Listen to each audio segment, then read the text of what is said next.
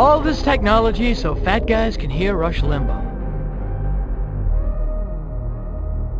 I can't tell if that makes sense today or not. Welcome back to Gex to Enter the Gecko, or just Gex Enter the Gecko, whatever we want to call it. This is part 4. We're back in the .com, the cyber world. It's the internet. It's the year 2000. It's actually 1988. Well, it's not. It's actually...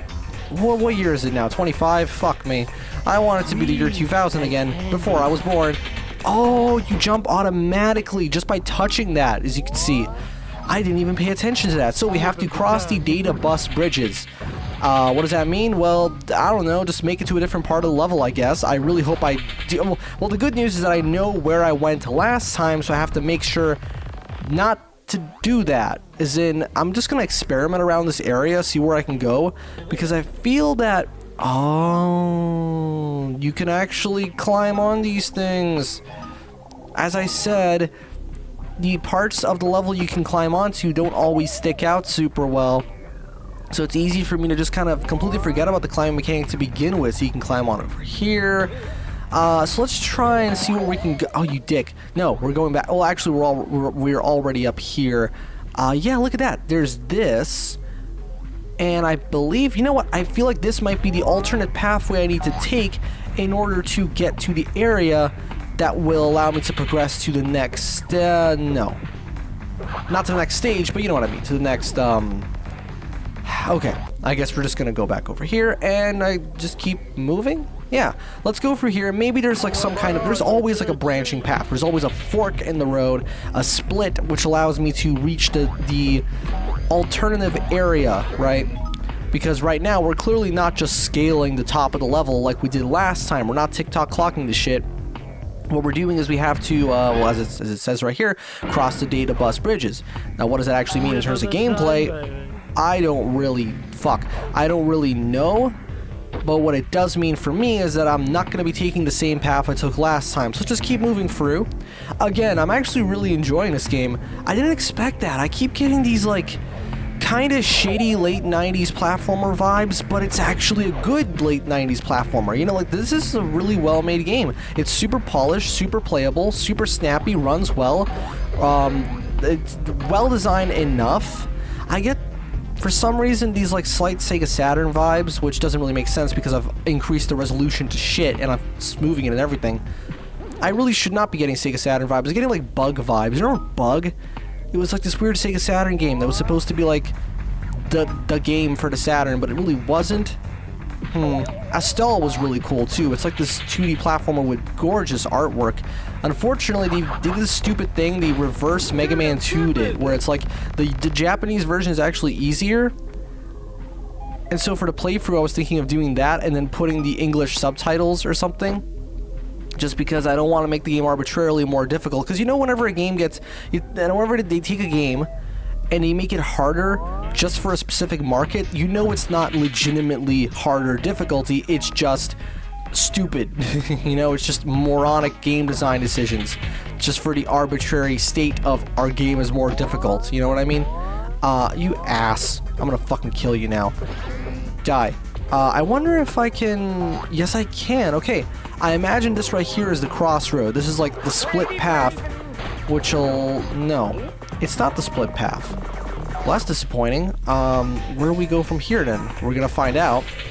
Can you tell I didn't research this beforehand? I'm just kind of going off of instinct. Maybe I just have to... Fucking hell. Go. Keep moving forward. Wait, what? How did I take damage? Oh, from you. The enemies don't stick out much. That is a bit of a visibility problem. Maybe I can go here. Aha. This has to be the way... No, it's not. I can't climb onto any of this. Well, then what the fuck am I doing here? I mean, we can just go over here and grab that, sure. And then we can jump on the green... The green trampoline. I don't fucking know. Honestly. Aha. Maybe this is the area where the level spot. I'm just looking for like the... Oh. What is this? Hoo-ah! It's an extra remote. Cool. I guess we made some kind of progress, but I'm still pretty sure we're not actually progressing properly. That I thought you could stick to that. I'm sorry. because, I don't know, it's just, I have the feeling that I'm not going to be able to figure out how to get to the alternate area on my own unless I look it up, which would no longer be doing it on my own, clearly. Unless it's like super well designed, and, well, I don't fucking know. I mean, this game is well designed enough, but I don't know if it's well designed, well, if it's so well designed that even a moron like me can figure it out. I mean, I just realized something. I'm not even going to be able to make it past this area unless I backtrack now in order to get some more green power, some more Y2K monster energy or something like that. There you go. Even though this game didn't come out at that time. But still, you get the idea. Does the music still change? Yeah, I think the music genuinely does change. Okay, we're just going to keep moving upward.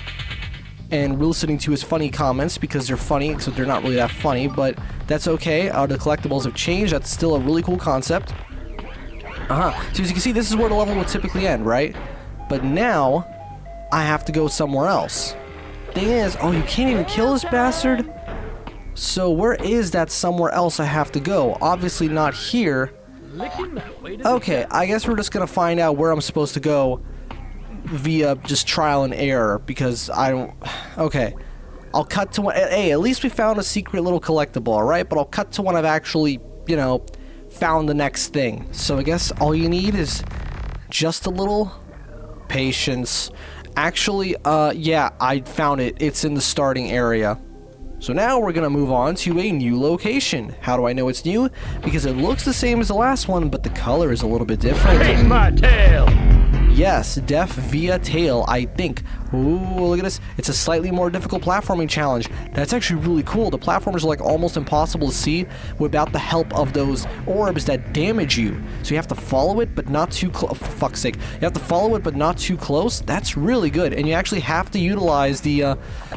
So this very much is like Mario 64, but with an actual emphasis on the platforming. Okay, Mario 64 has a good amount of platforming, but you could tell that the developers were smart about it because they knew that they hadn't gotten the controls down quite yet. They're very good in that game, but they're a little stiff, a little weird. And so they knew that, hey, we shouldn't put too much of a focus on that. Here, the controls are tight as fuck. They're actually really good. And so naturally, you want to do some more platforming. So I'm totally enjoying this. This is great. Now, I wonder if we'll be able to clear one more stage. The fuck was that? Besides this one, in order to, you know, while clearing the stage. During this episode, I don't fucking know what I'm talking about. You ever just, like, you talk and you don't know what you're saying until you say it, and then once you said it, you realize that's not how you wanted to say it, and then you fucking hell, I don't know. And your brain just kind of goes like, well, I'm supposed to be here, but I'm on my day off today, actually. So I'm not supposed to be here. Let's go ahead and grab this. I'm assuming we can use this to progress into the next area. Like, I'm going to need it, otherwise that oh, you lose it. No, you don't lose it. Okay, the game just wasn't loading the effect. Cool. So I guess I have to make it just in time to... Oh, I see. Maybe we don't need it. I don't know, because look, there's this hovering platform. Oh, it's not hovering, it's... Well, it is hovering.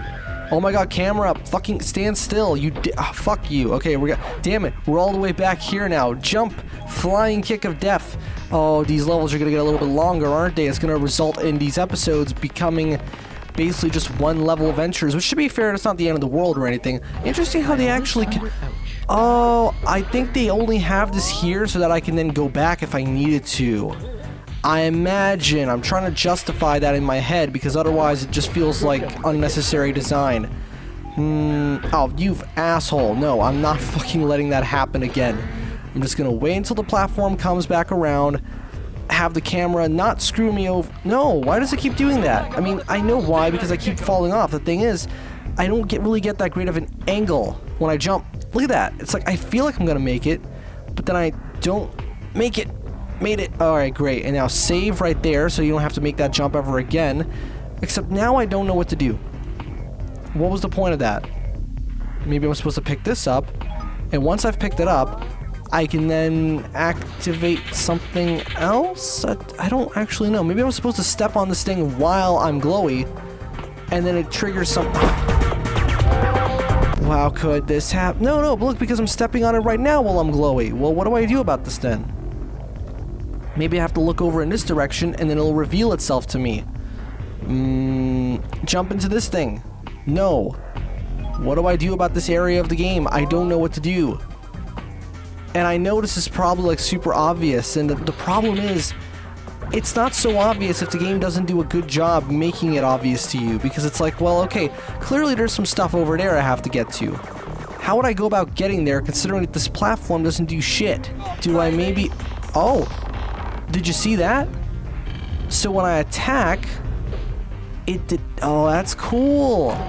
I don't even know how anyone's supposed to figure it out other than just... Well, to be fair, the fact that I figured it out means that clearly you're just expected to experiment a little bit, which is totally cool.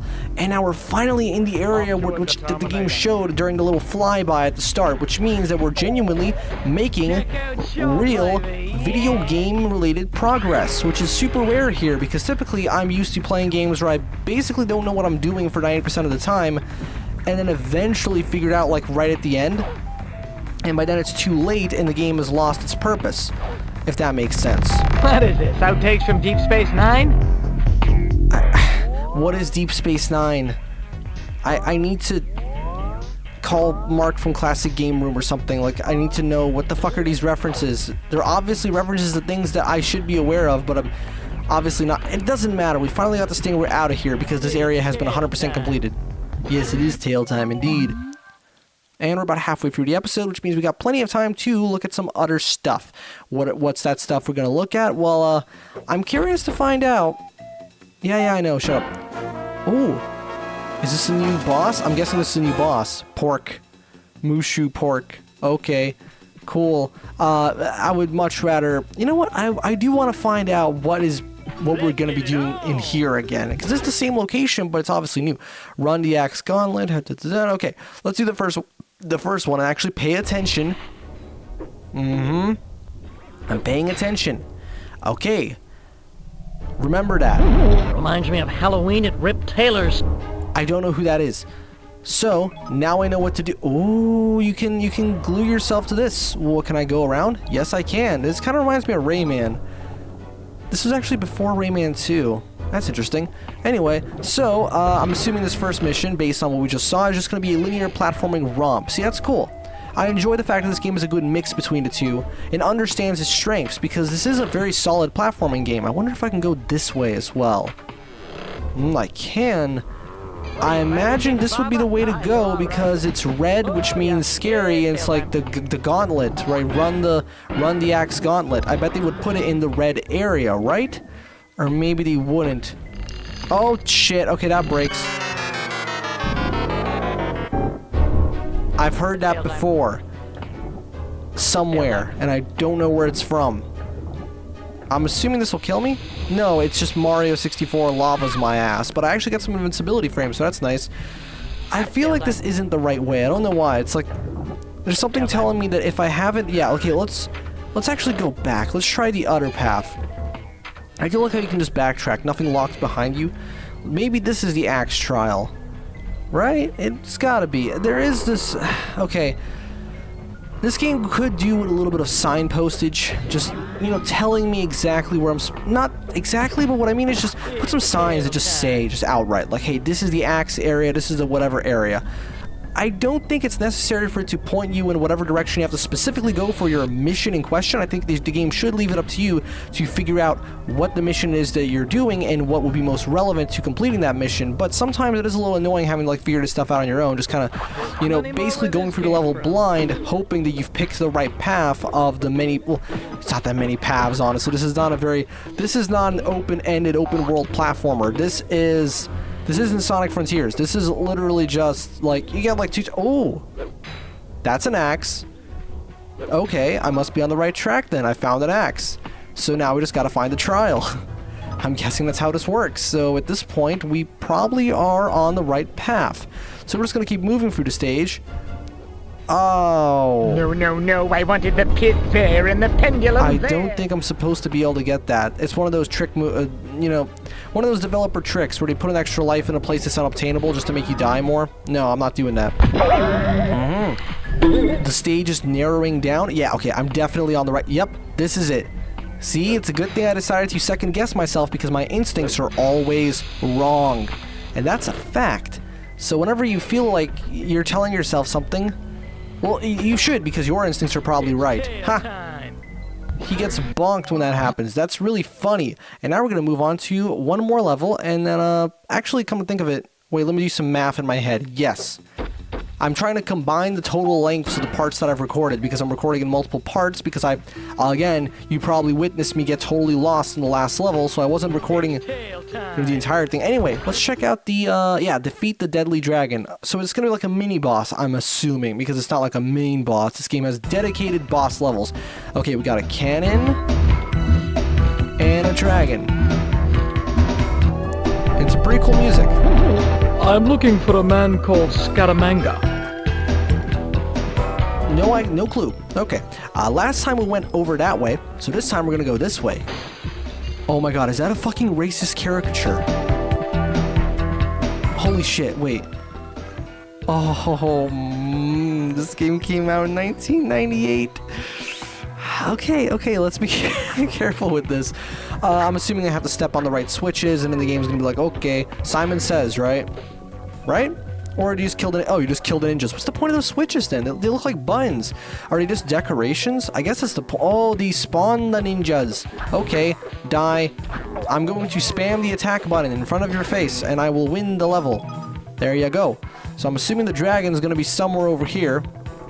I say assuming because, well, no, I'm not assuming. I'm probably correct in that assessment because there's no way this is the other area, because it's not. This is a new area which will house, well, not this particular part of the map, but what I mean is we're on the right track to fighting that dragon. So let's go ahead and do that. Hit the gong to... Man, this place smells like ducks. Okay. Well, does he say that anywhere, or does he have level-specific lines? Because I don't know. I'm afraid to say anything, honestly, when it comes to this. Oh, I have to kill the samurai. Well, he's dead. Is he not a samurai? I think so. Or samurai? No, they're Japanese. This is Asian. Asian? No shit. I mean, this is clearly Chinese, not Japanese. That's so typical of someone from where I live to confuse the two. Unless you're like, for some reason, like a teenage girl who's like really into K-pop, and they can like tell every tiny little difference between each culture. What's up with that? Like, everyone goes through that phase of just being obsessed with it. It's kind of died down as of late. In my experience with teaching now, they're more into metal, which is sick. Hell yeah, you know. But still, come on, fucking die. There you go. Why do they have the Razor logo on their back? Mo don't know dung. Mao don't know. You see, it's funny because dung could also be referring to feces, but it also sounds like a typical thing that, like, in the Chinese language. You see, that's funny. I think it's supposed to be funny. I don't know. I'm honestly afraid of considering any of this funny, but at the same time, I don't care. Because what are the chances of, like, the 10 people who watch this, that one of them is one of those cancel culture type people who will kill you for saying anything? I don't know. Hit the thing. I'm going to assume now I have to destroy something else. Or ring the next gong, right? Activate the gong. Come on. Turn around. There you go. Activate the gong. Turn around again. Oh, there's nothing else for me to do now. Huh. That clearly triggers the gong. Maybe I'm supposed to like trigger them fast enough, back to back. Let's try it out. Let's go back to back gongs. No, damn it. Wait a second. Why don't I just try going forward? Yeah, I never thought of that. What if I just traverse? Wait, did I just backtrack? No, I did not backtrack because I would have collected that health. Assuming I need it. Do I even need it? I probably don't, actually. Let's find out. I mean, no, I didn't even need it. Okay, cool. Now where am I? Good time massage. Okay. And now I'm here. Did I just... Is this the start of the level? Okay, so I'll spare you the details. Essentially, that bit where I thought I got turned around, well, I was right about that, but I actually had to do some platforming to get to this new section. And from this point on, it's pretty much smooth sailing as far as getting to the end of the level goes. And by the end of the level, I mean specifically the dragon boss fight. So we're just going to do a little bit of platforming from this area. This is a really cool zipline section. Funnily enough, the guide I looked up was actually the N64 version and had different music, and it was really good. This music sounds fine too, but it's not really all that memorable. I think I'm actually going to have that. I'm going to have the N64 theme stuck in my head instead, because it's way catchier. I just hope that I'm still going the right way, considering that now we're in a new area, but I believe this should be fine, right? No, wait, hold on. Oh, I see. So you're constantly scaling, basically, and you want to never drop back down. That's actually really impressive for a game of this kind to have a level this big. Because, yes, I know that the PS1 is no stranger to larger levels, like in Spyro, etc., but this engine doesn't feel as if it doesn't feel like it's definitely optimized for these kind of environments, and yet it does them pretty well. I gotta say, stop fucking hitting me. You're an enemy in a 3D platformer. You're not supposed to be effective.